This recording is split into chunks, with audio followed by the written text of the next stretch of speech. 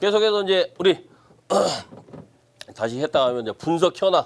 그래서 뭐냐면 보시면 전체적으로 분석 현황에 이제 1차. 일단 지금 나와 있는 통계는 16년까지.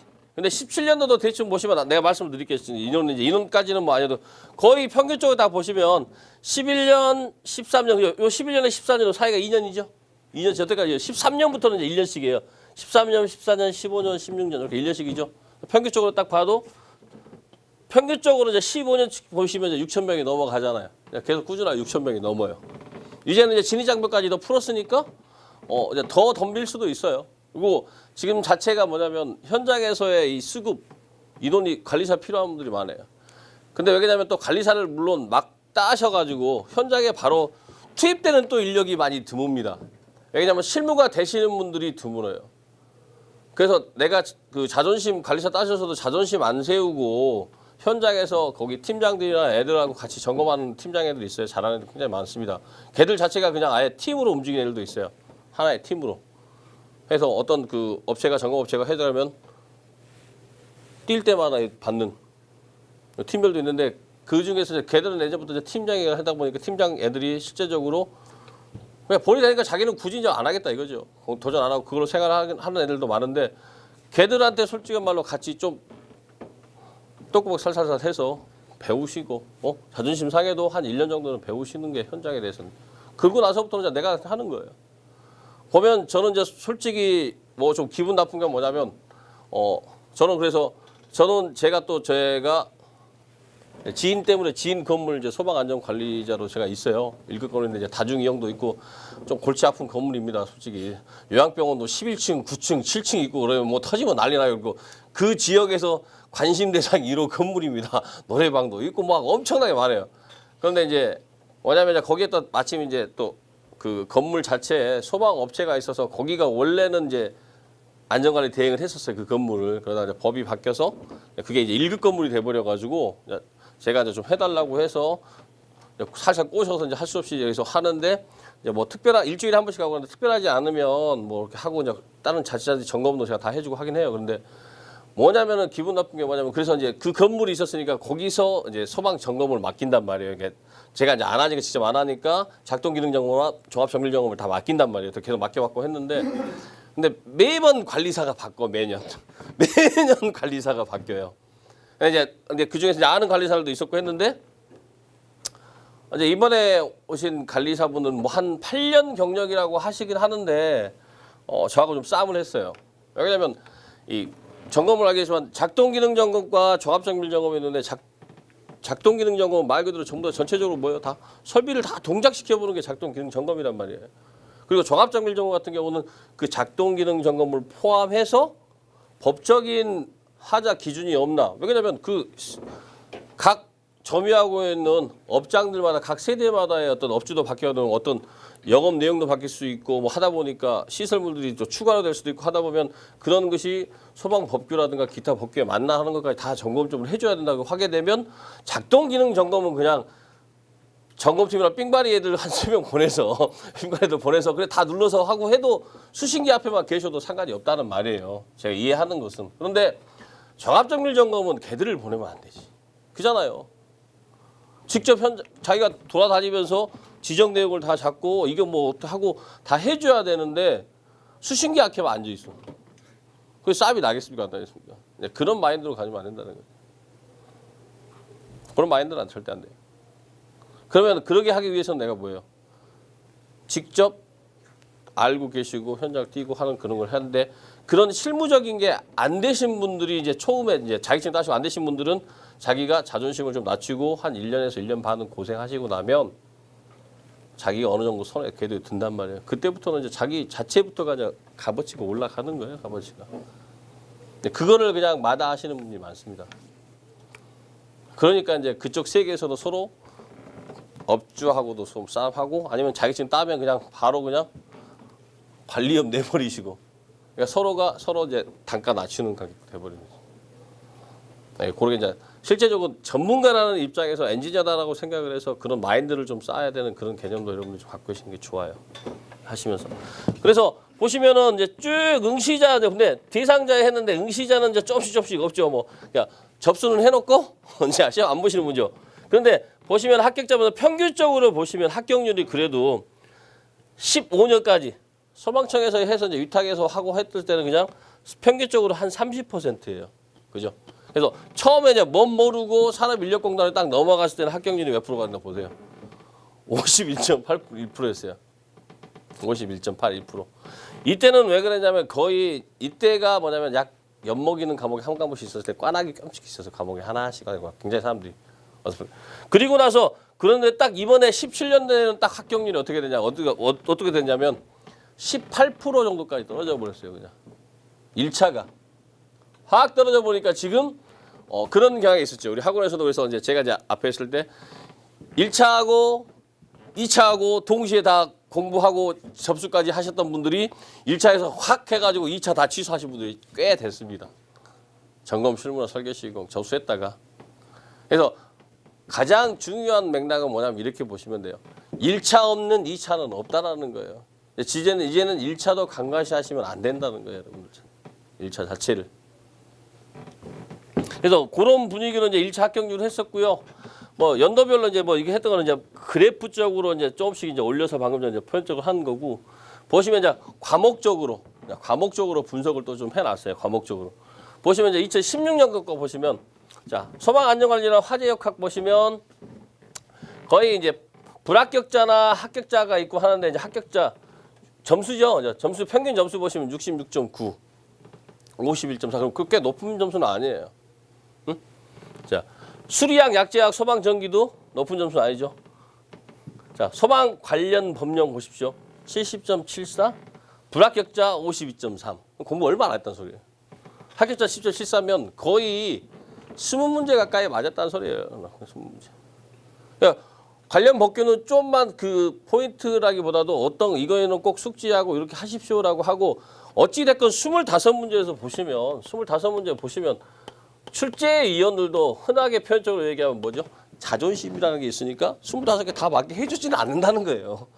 그러면 최소한 여기서 최소한 3개에서 4문제는 신출 문제에서 좀 난이도 깊거나 점수 안 주는 문제라고 생각해서 최소한 21개는 가져가야 된다는 겁니다. 자체. 공부했다라고 하게 되면. 그래서 평균적으로 봐도 응시자들 전체적으로 평균적으로 봐도 뭐냐면 70점에서 합격자는 이렇게 평균적으로 한 68점 정도 나오더라고요. 그러니까 법령은 조금만 해서 시간을 많이 할애는 안 할 필요죠. 중요한 게 뭐다라는 거 정도는 여러분들 꼭 숙지하고 계셔야 되는 부분이 필요한 과목이더라는 거예요. 그리고 중요한 건 뭐예요? 점수가 이렇게 높다는 것은 전략적으로 가져가야 되는 과목이다라는 거죠. 내가 점수가 안 나오는 과목을 여기서 보충해야 된다는 거죠. 어찌됐건 평균 60점을 맞춰줘야 되니까 1차에서 자체에서는 합격을 하려면. 전략적으로 가야 되는 과목이다라는 거죠. 자, 이연물의 성상 및 시설 기준도 쉽게 나왔어요. 쉽게. 그 전에는 이제 굉장히 말 많다가 쉽다기보다도 평범하게 가장 기본적인 툴로만 나온 거예요. 그래서 오히려 그래서 합격자가 아까 있죠 50 몇 프로 나온 거예요. 이거 어렵게 했으면 확 줄어들어 버립니다. 그러니까 이연물이 그나마 오히려 이연물이 좀 편해서 합격자가 좀 많이 나왔어요. 이때 16년도에. 자, 소방시설의 구조 원리도 평균적으로 보시면 60점 이상이면 평균점에서 얘도 보면 한 70점 넘어가잖아요. 그럼 한 18개, 17개, 18개 맞아요. 19개. 여기도 그래도 그렇게 높지는, 그러니까 많이 20개 넘어가 정도까지는 안 돼. 그렇게 하지만 한 17, 18개까지 가야 돼. 18, 19개까지. 왜 기본적으로 깨야 되는 부분이 있으니까요. 근데 자, 평균적으로 보세요. 불합격자 점수 한번 보시면 어떻게 돼요? 거의 막 50점에서 왔다 갔다 하죠. 40에서 50점 사이. 불합격자 하시면 어중간하게 공부해. 어중간하게. 자, 득점대별 이제 인원 이제 득점대별로 해서 이제 인원을 보게 되면 다른 데 과목도 뭐 쭉 있고 하지만 일단 소방 관련만 일단 보더라도 할게요. 소방 관련 쪽만 보더라도 보시면 40점에서 49점, 742명. 60점 안 되는 점수에서 점수 많죠. 그리고 막 60점 넘어가는 상태에서가 제일 많습니다.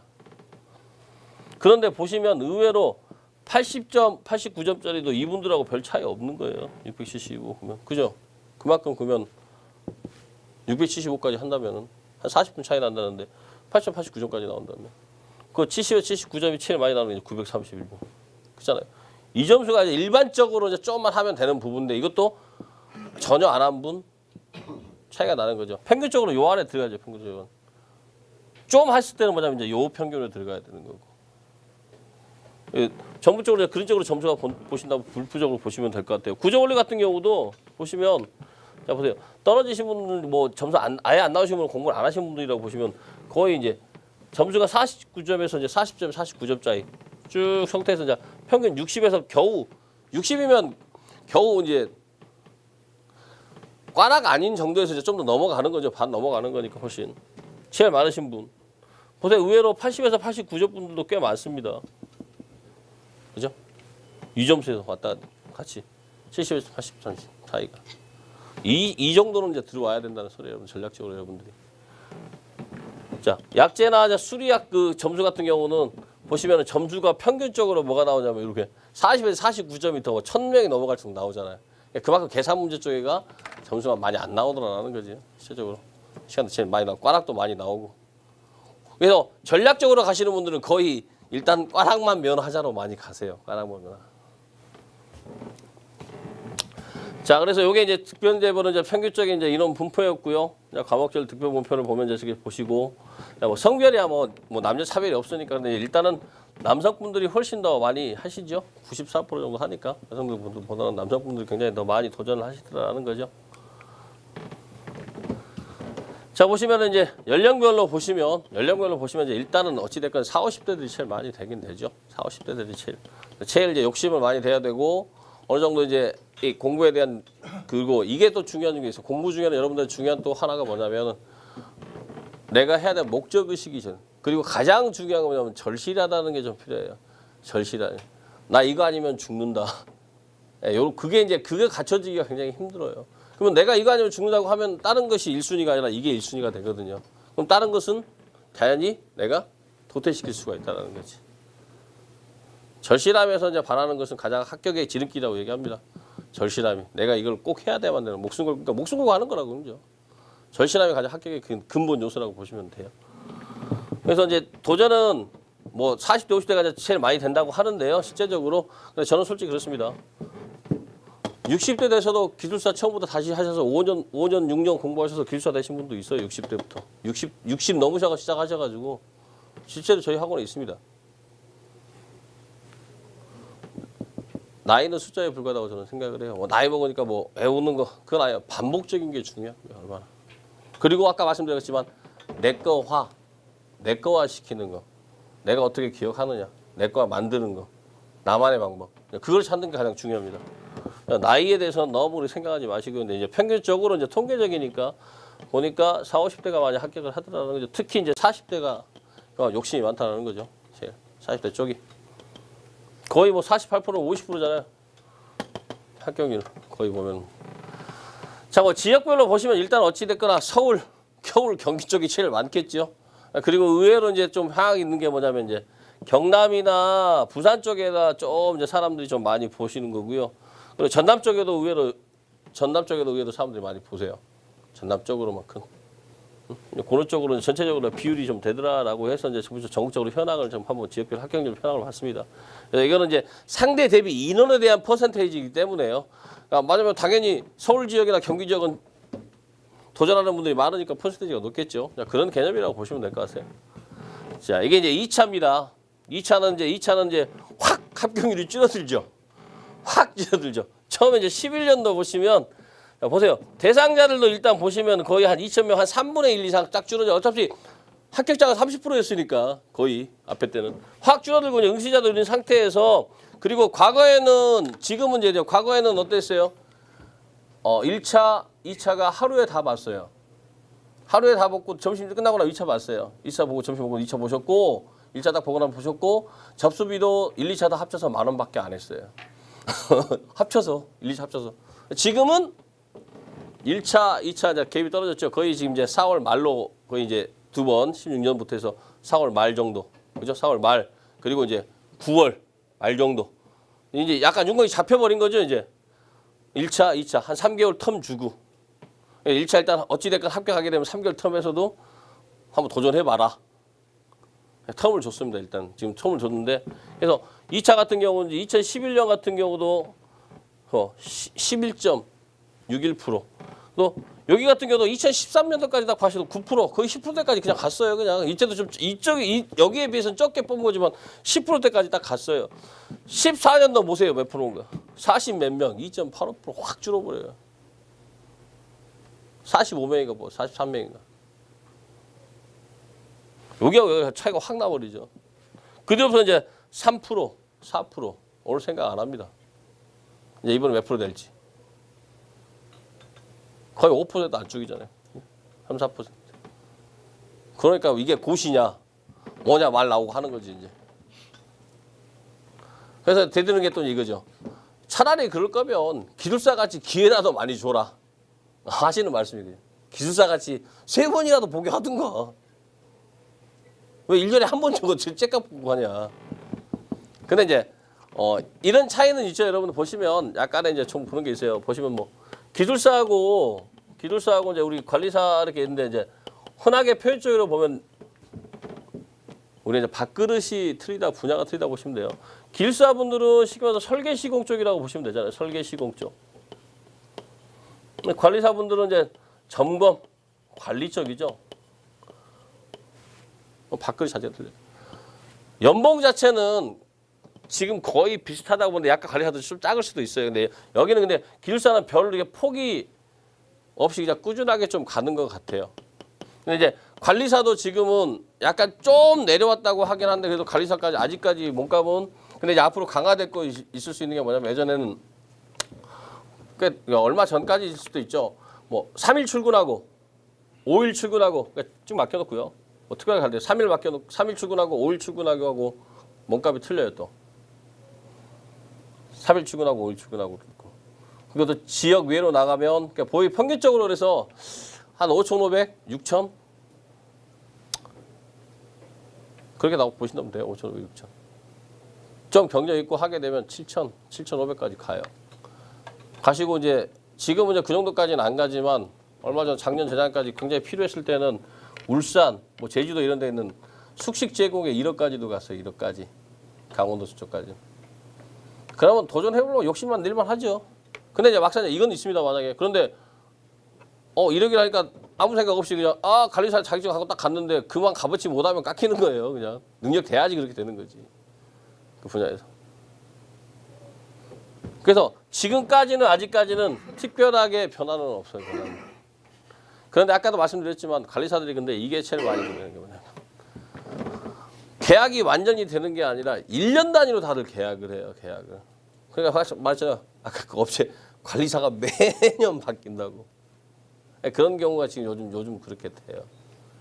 근데 이제 말 그대로 근데 어느 정도 안정화가 되고 자기가 되는 인정받고 하는 관리사 같은 경우는 그렇지 않겠죠.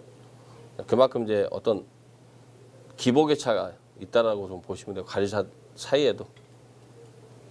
그런 걸 좀 생각을 하시면 될 것 같습니다. 그래서 물론 기술사는 기술사 자격증 가지고 은행에 가면 대출은 해줍니다. 기술사는 해줘요. 뭐 특허를 최소 1억 정도도 한다고 했는데 관리사는 아직 은행 가면 대출 안 해줍니다. 그 정도 차이 그것도 좀 있다라고 보시면 돼요. 금전적으로 보시면.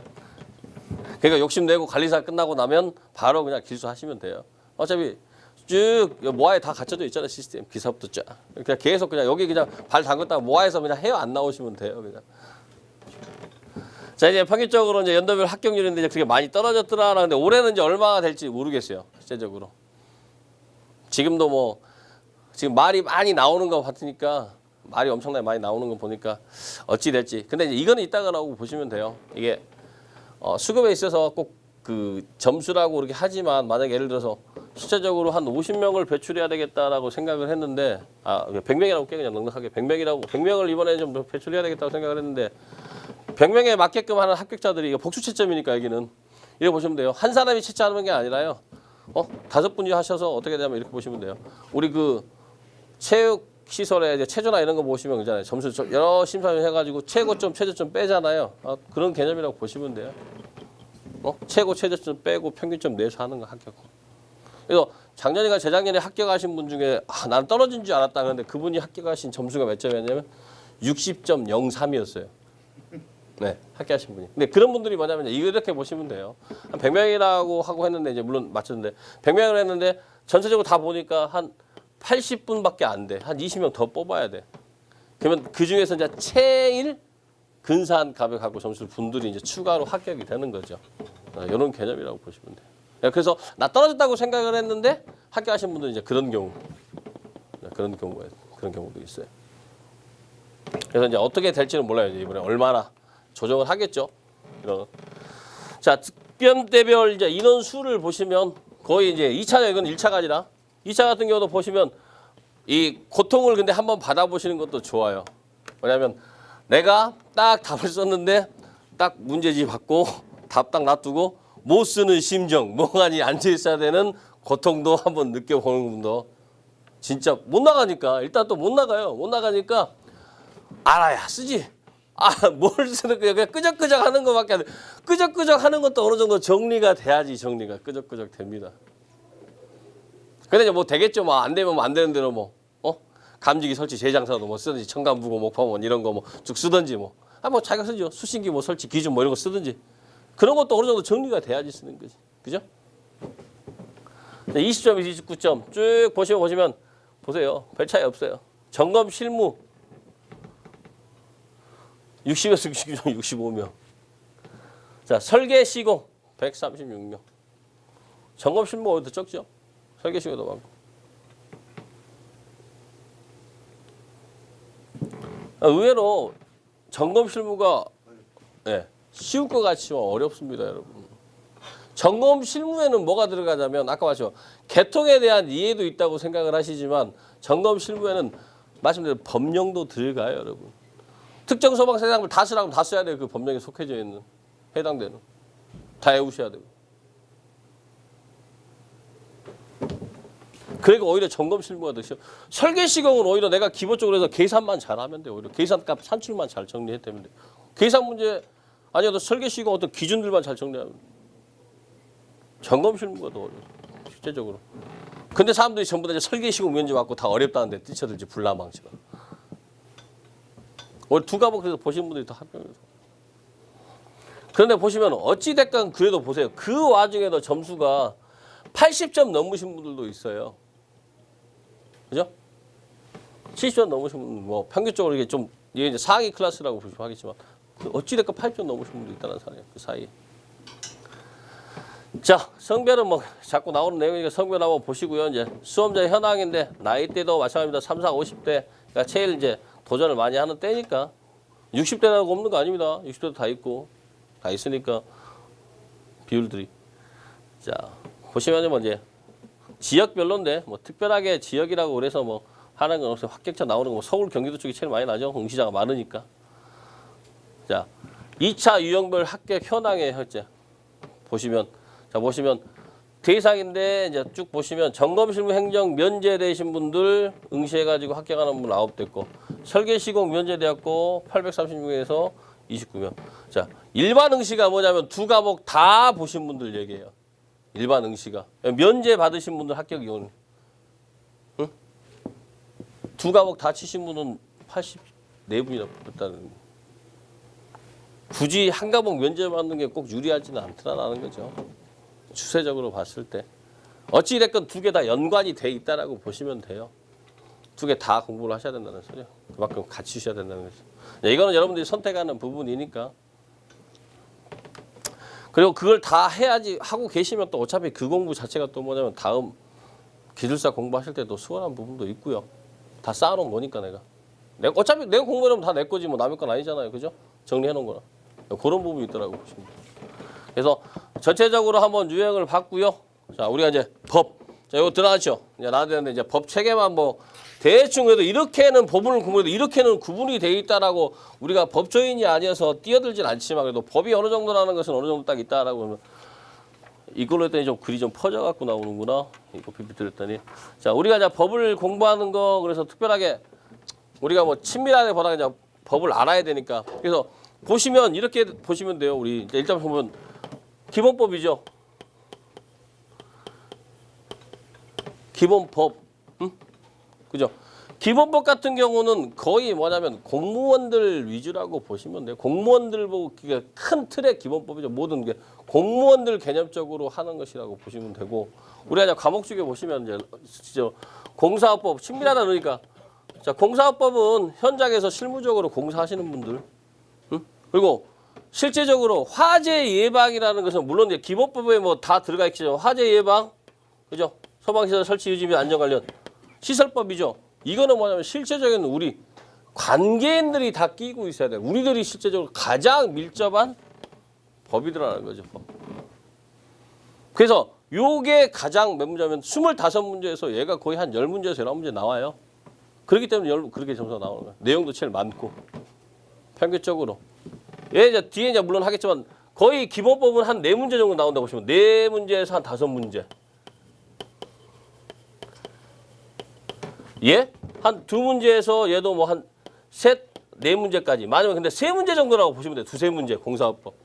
얘는 거의 한 10문제에서 11문제. 그죠? 그리고 이제 우리 이연물 안전관리법. 이연물 안전관리법. 거의 한 5문제라고 보시면 돼요. 얘도 5에서 6문제. 그리고 다중이용법. 특별법이죠. 얘도 5문제에서 6문제예요. 그럼 평균적으로 25문제 나오잖아요. 응? 아니면 뭐 4문제에서 6문제 사이일 수도 있고. 이게 전체적인 분포도라고 보시면 돼요. 평균적으로. 그리고 지금 한 5문제, 뭐 10문제, 뭐 한 2-3문제에서 6문제, 이 둘 중에 뭐 한 6문제 나올 수도 있고, 얘도 한 4, 5. 근데 나오는 것 중에서도 딱 보니까 보면 그래요. 나오는 것 중에서도 딱 나오는 게 나오더라는 거죠. 기본법에서도. 주로 나오는 거 보면, 기본법에 나오는 거 보면, 소화용수시설, 뭐 정의, 기본적으로 화재 경계지구 누가 설정해주고, 큰 틀이 몇 가지 있어요. 소방 신호 뭐 이런 거. 뒤에 약간 예를 들어서 16, 17년에 나왔던 거, 주로 나왔던 거 뒤에 또 정리를 해놨으니까 다음 시간에 한번 좀 보면 볼도록 할 텐데. 그래서 이제 공무원들하고 같이 해서 공무원들은 실제적으로 질도 법을 알아야지 어때요? 효율적인 집행이 되더라는 거지. 법을 자기들 알아야 집행을 할 수 있을 거 아니에요. 그리고 관계인데 우리는 뭐예요? 어떻게 해야지만 효율적으로 해야지. 비용 절감이 가장 우선이. 비용 절감이. 법 자체가 뭐냐면, 그래서 소급 적용 같은 경우도 뭐냐, 개인의 그 비용 때문에 소급 적용을 해주는 거. 옛날 것까지 무조건 거슬러 가서 적용을 하는 것은 그냥 비용 산출이, 비용이 많이 쪼개지게 되니까. 자, 그리고 우리 같은 경우는 이제 이런 기술자들이죠. 기술자들이 뭐예요? 단순한 자격 취득하고 해서 암기를 위한 게 아니라 그거를 바탕으로 해서 이거는 법하고 좀 안 맞더라 기술적으로. 고치는 것 자체가 뭐냐면 법조인들이 고치고 공무원들이 할 수도 있지만 주로 고치는 것들은 뭐냐면 우리 기술자들이 고쳐요. 기술자들이. 이게 현장에서 안 맞고 하니까 건의하는 겁니다. 공무원들한테. 같이 토의하는 거고. 그래서 이제 자꾸 이제 소방기술인협회나 이런 데가 이제 새로 이제 생성하고, 이제 저도 소방기술인협회 활동을 좀 하다가 지금은 이제 거의 안 하는데, 개인적으로 저도 이제 공부를 좀 하고 있어가지고요. 하고 뭐 하고 있는데, 뭐냐면 그분들은 이제 계속 활동을 하세요. 지금도 하시고 하시는데, 그분들이 뭐냐면 계속 하는 거는 국회의원들하고 어차피 입법 어차피 국회의원들하고 하니까 국회의원들하고도 로비라기보다도 만나서 얘기도 하고, 또 어떤 법을 이제 하게 될 때 하는데, 근데 실제적으로 지금 뭐냐면 전체적으로 시설 관리하는 분들이나 이런 분들이 다 같이 해줘야 되는데, 보면 이제 그 구조적으로 그 기술인협회 보시면 대부분 하시는 분들은 업이 뭐냐면 이 감리업을 하시는 분들이 대부분 많아요. 거기서 활동하시는 분들이. 그래서 얼마 전에 발린 게 뭐예요? 만만한 게 감리라고, 또 감리들 벌금만 뭐 더 올리고, 실제적으로 주말에 근무 하게끔 하고 만들고, 근무 안 하면 그 말은 쉬어야 되는데, 근데 감리를 해야 되는데 현장에서 그럼 안 하면 또 벌금 더 때려버리고 올려본다고 라고 하니까 이제 민원 들어가고, 이제 그것도 서로 상성 얘기를 하는 거죠. 그런 것도 뭐냐면 이 기술자들이 같이 이제 큰 봤을 때는 이거죠. 소방 분야 발전에 기여하려고 하더라라고 하는 그런 목적이더라라고 하는 거 전체적으로 개념적으로. 자, 그래서 이제 법 체계를 이제 하나씩 보시면은요, 뭐 여러분들 그냥 편하게 보시면 돼요. 이런 구조라 정도는 어느 정도 법을 하시면서 아셔야 되는 기본적인 툴이기 때문에 얘기하는 게, 헌법이 어떻게 됐건 우리 모든 법의 최상위법이라고 보시면 돼요. 저희 국가 통치의 어떤 가장 기본 툴이라고 보시면 되는 거죠. 모든 것이 이 법령에서 헌법, 우리 현행에는 이제 기본법이 되는 거죠. 어제 구성 자격하는 기본법 국가의 조직에 대한 거. 이거 법이 이제 법의 체계 정도만 이제 보시면 이제 헌법이 이제 그렇게 됐다고 보시면 되고요. 자, 법률 그 밑에 이제 다스리는 실제적인 이제 국가를 다스리는 게 이제 헌법이라고 보시면 되고요. 법률이라 그래서 우리가 이제 공부하는 실제적으로 우리 이제 기본적인 이런 소방 기본법을 얘기하거든요. 우리 소방 기본법. 그래서 얘들 자체는 국회의원들이 정말 의결을 잘해주고 좋은 것을 만들어주고 해야 되는데 이분들은 맨 쌈만 해서갖고 막 서로 니 잘났니 내 잘났니 싹 다 갈았으면 쓰겠어요. 싹 갈았으면 쓰겠는데 그것도 또 그분들 나름대로 다 믿으시는 분이고 똑똑하신 분인데 실제적으로 좀 제대로 좀 하고 계시는 분들도 계시고 안 하신 분도 계시긴 하겠지만 또 잘 만든 법들은 되게 하는데 국회에서 의결하는 게 이제 바로 소방 기본법 법률이라고 표현합니다. 그래서 공포하는 것은 대통령이 공포를 해요.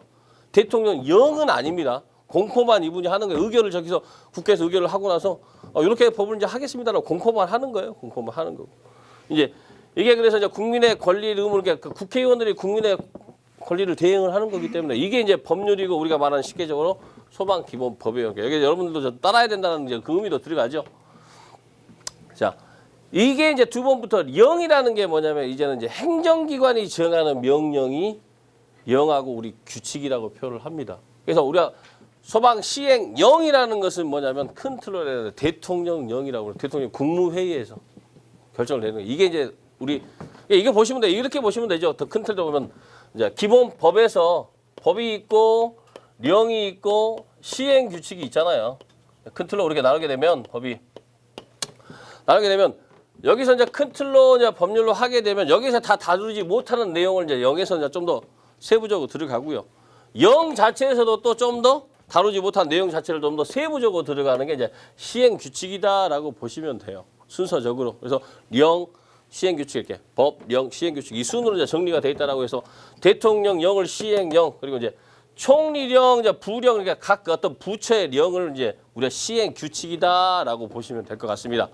그래서 자, 이제 행정 규칙에는 이제 이런 행정 규칙에를 보시면 훈령이 있고 예규가 있고 고시가 있는데 우리가 제일 익숙한 말이 뭐예요?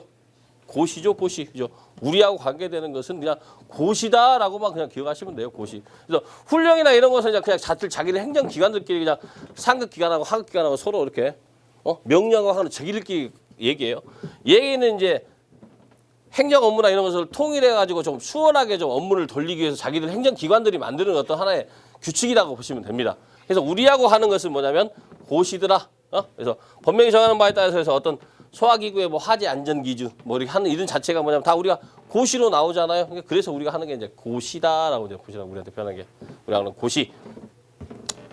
자 이제 지방자치법규나 이제 이런 것은 뭐 조례 규칙 그래서 뭐 조례나 규칙은 거기도 자체로 지방 이제 의원들이 다 결정을 하고 하는 거지 소규모 자치법규니까 그런 게 이제 지방자치적으로 조례 규칙.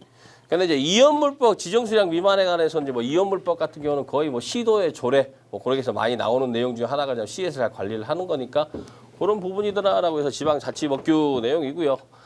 자 법의 효력 발생은 공포 후에 1년 또는 뭐 3개월이 경과한 날부터 시행하는 경우도 있고 그래서 예를 들어서 이거죠. 소방기본법은 볼륨 뭐 땡땡땡땡 개정공포 2017년 10월 13일부터 해서 한다 그래서 부칙. 그래서 이 법은 공포한 후 1년이 경과한 날부터 그러니까 그게 뭐냐면 공포는 하고 나서 1년 뒤에부터. 자, 여러분들이 이제 헷갈리게 내년에 이제 시험에 꼭 나올지 모르겠지만 예를 들어서 스프링클러 설비 원래 우리 이제 스프링클러 이제 설치 기준에 보면 이제 층수가 11층이죠. 아니 안 배워서 모르신가? 그러니까 11층이잖아요. 설치 기준이 층수로 하면 11층인데 이게 우리 소방법에 보면 거의 대부분 11층이 굉장히 많아요. 왜 11층인지 아세요? 왜 11층이 기준이 많냐면 예전에 우리나라에 있던 사다리차의 제일 맥시멈이 11층이었어. 그때 당시 정할 때. 더 이상 올라가지를 않아 이제 관리가 안 돼. 그러니까 기준을 거의 11층으로 하는 소방차가 올라가는 그 사다리 소방차. 지금은 그 이상 올라가잖아요. 그래서 예전에는 그 법이 이제 11층 소방차 때문에. 그런데 이제 그게 이제 이번에는 이제 바뀌어요. 여러분 이제 올해까지는 했지만 내년부터는 이게 바뀌어서 몇 층? 6층으로 바뀌어요. 6층으로. 그런 거를 얘기하는 거예요. 지금 공포는 했어요. 공포는 했는데 시행은 내년부터. 시험에 내년에는 여러분 시험에는 나온다는 거지. 아마 나올 확률이 좀 높을 거예요. 바뀌었으니까. 그런 것은 바로바로 시험 출제 잘 됩니다. 구조원리나 이런 거 됐을 때. 바뀌는 내용 내에서. 그런 거에는 이제 몇 가지 바뀌는 게 있죠. 근데 이제 그런 부분은 이제 앞에 거하고 헷갈려 하지 마시고 그냥 바뀌는 것은 앞에 거는 그냥 잊어버리시는 게 좋아요. 아예 공부 안 했으면. 바뀌는 거에 대해서 적응하시는 게 더 편합니다. 헷갈리게 되니까. 그래서 이렇게 해서 하는 게 이제 법의 효력이 이렇게 되더라라고 하는 거고 또 이제 일반적인 특별하지 않으면 그러니까 법에 이제 효력에 대해 일반적인 이제 공포하는 거 일반적인 시행령 같은 경우는 법률은 이제 저렇게 얘기를 하는 거고요. 일반적인 이제 시행령 같은 경우는 공포한 날부터도 하긴 하는데 그것도 다 뭐냐면 이렇게 합니다. 이 영은 공포한 날부터 시행한다. 다만 뭐 어떤 해서 다 이렇게 조건을 주더라. 다 그게 다 부칙이라 그래서 다 조건을 줍니다. 바로바로 시행하는 게 있고 1년 뒤에 뭐 3개월 뒤에 6개월 뒤에 하는 이런 내용이 있다는 거죠. 이제 이런 내용이 있다라고 하는 거 보시면요. 영이 이제 그렇게 되는 거고요. 자, 법률 불소급의 원칙이라는 것은 자, 이전에 발생한 사항에 대해서는 소급되지 않는다. 소급이라는 뜻이 뭐냐면 과거로 거슬러 그 지점으로 올라간다는 뜻인데 간단한 예를 들면 뭐냐면 이제 개인적인 이익 보호라는 표현이 되잖아요. 그래서 이렇게 보시면 될 것 같아요. 이제 옥내 소화전 같은 경우 여기 보면은 이제 보게 나지만 사용법을 이제 2개국어로 표시하라고 돼 있었어요. 예전에는 이제 2개국어라는 표시가 없었는데 지금 2개국어로 하라고 했는데 그러면 이게 뭐냐면 이제 법이 이제 새로 개정됐잖아요. 그런데 이제 백화점 같은 경우는 이제 이런 것을 안내판을 전부 다 이쁘게 쫙 해서 만들어요, 다. 응? 그러면 이제 이게 소급 적용하게 거슬러 와서 이제 다 적용을 하라고 하게 되면 이거는 백화점 같은 거 자기들 그 로고 다 들어가고 맞춰서 딱 하는 건데 모든 그런 비용을 다 다시 지불해야 되잖아요. 근데 그때는 이미 근데 이게 적용이 안 됐었으니까 다시 그렇게 하지 않고 얘는 그대로 쓰고 새로 만약에 이제 건물을 짓거나 새로 어떤 거에 대해서 동네선 설치하게 되면 그때부터는 이제 적용을 하라는 그런 거죠. 그게 이제 개인의 이익을 이제 보호한다는 그런 개념적이다는 의미다라고 보시면 될 것 같습니다. 자, 그리고 신법과 구법이 있으면 당연히 신법이 구법보다 앞선다라는 개념. 응? 그거 신법의 효력 발생과 함께 동시에 구법의 효력은 상실되더라. 그래서 관리사 하시면서 그걸 제일 많이 보셔야 돼요. 신법이 어떻게 바뀌었을 때 바로바로 적용이 되는가 하는 그런 내용도 좀 보셔야 되고요. 이런 게 또 있어요. 뭐냐면 이제 좀 힘든 게 뭐냐면 건물이 옛날 법에 의해서 이제 경과가 이제 규정됐어. 그거 같은 경우는 뭐냐면 구법 적용으로 해서 행위가 전속, 그러니까 그대로 유지해도 된다는 거죠. 그때 당시에는 그게 했으니까 유지되는 것은 신법이 아니고 그 법에서 이제 개정만 바뀐 거죠. 신법을 해서 완전히 바뀐 것이 아니고 그쪽에 대해서 이제 개정된 내용에 대해서는 그거를 같이 관계가 돼서 계속 그 법이 그냥 유지가 되더라는 거죠. 옛날 그 법에 대해서. 그래서 그걸 찾으려고 이제 옛날 법을 뒤지고 하는 경우도 있죠. 연도가 오래된 건물 같은 경우 그런 거에 따라야 되니까 이제 그런 경우도 있다. 이게 이제 흔히 말하는 이제 경과 규정이다라고 이제 하는 부분의 이제 내용입니다.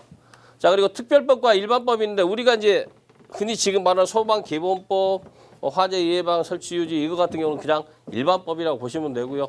마지막에 이제 마지막 과목에 따른 우리 다중이용법 있죠. 다중이용 그 법은 특별법이라는 거죠. 그 법이 일반법보다는 앞서더라라는 특별법이 더 먼저시 우선이 된다는 소리예요. 그러니까 건축법이나 소방법이 적용이 딱 되고 그러니까 어떤 다른 특별법이 딱 있다고 하잖아요. 뭐 이거 관련된 무슨 특별법이 있다고 하는데 같은 내용이야. 그러면 다 우선되는 거 뭐냐면 이 특별법이 우선이 되더라라는 거죠. 이 일반법들보다 훨씬 더 앞서는 게 특별법이다라고 보시면 될 것 같습니다. 그래서 보면 보세요. 일반법 규정은 배제되다라고 이제 표현을 합니다. 자, 유권 해석과 이제 무권 해석을 하는데 유권에서는 일반적으로 보면 그냥 공무원들이 하는 해석이다라고 보시면 돼요. 공무원들이. 그래서 자기들끼리 그냥 법 만든 사람들, 사법부, 법원, 판사들이 하는 거 그런 게 해석해서 자기들 판결을 내리잖아요.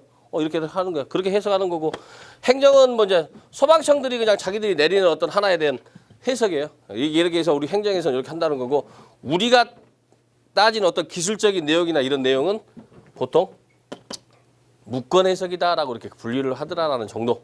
그 정도만 여러분들이 보시면 뭐 특별하게 이제 이런 큰 틀로만 보시면 될 것 같아요. 그러니까 대부분 법을 하실 때 그냥 이게 뭐 완전히 우리가 이제 법에 관련 깊이 들어가서 공부를 하지 않는 이상은 법이 굉장히 복잡하다 보니까 그래도 큰 틀에 이미 어차피 법규라는 것을 알다 보니까 큰 틀에 대해서 여러분도 어느 정도 큰 맥락을 알고 계시는 게 좋지 않을까라고 싶어서 정리해 본 거고요. 이상, 이하, 이전 용어 자체가 많죠. 요거 같은 경우는 얘는 뭐예요? 같이 포함된다는 얘기예요. 포함된다는 얘기. 가산점이니까 말 그대로 포함된다는 내용을 많이 표현하고, 자, 초가 넘는 미만이라는 것 자체는 가산점이 포함이 되지 않더라라는 그 용어적인 내용. 왜 그런 게 많잖아요. 보면은 이제 뭐 예를 들어서 이것이 이제 뒤에 또 나오니까 밑 그리고 같은 경우는 이제 밑이라는 용어를 쓸 때는 둘 이상의 용어를 병렬적으로 연결할 때 쓰고, 셋 이상일 때는 쉼표를 쓰거나 또는 중간점을 이용해서 마지막에 먼저 쉼표나 아니면 중간점 하고, 그러니까 땡하고 그죠? 밑 이렇게 하는 경우도 있고요. 아니면 이렇게 해서 하는 경우도 있고, 이런 식으로 해서 마지막에 밑을 붙인다. 세 개 하게 된다. 이 뜻이라는 뜻이에요. 쉼표를 써서.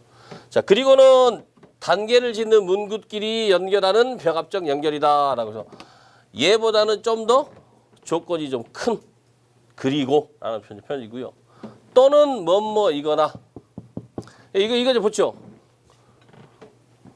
대충 이제 요거 보면 되죠. 우리 이제 우선 경보 방식 보면은 조건이 뭐예요? 그죠? 층수가 5층 이상으로서, 그죠? 이상으로서, 그죠? 연면적 3,000제곱미터를 여기 많이 나오는 거죠, 그죠? 초과하는, 그죠? 특정 소방 대상물이죠.